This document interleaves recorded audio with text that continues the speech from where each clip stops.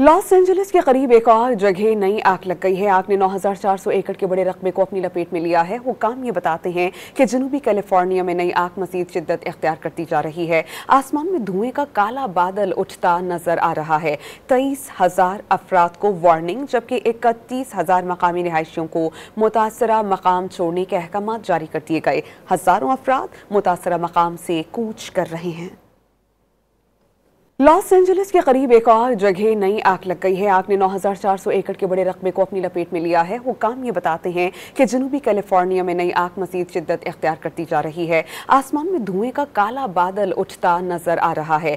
23,000 अफराद को वार्निंग जबकि 31,000 मकामी रिहायशियों को मुतासरा मकाम छोड़ने के अहकाम जारी कर दिए गए। हजारों अफराद मुतासरा मकाम से कूच कर रहे हैं।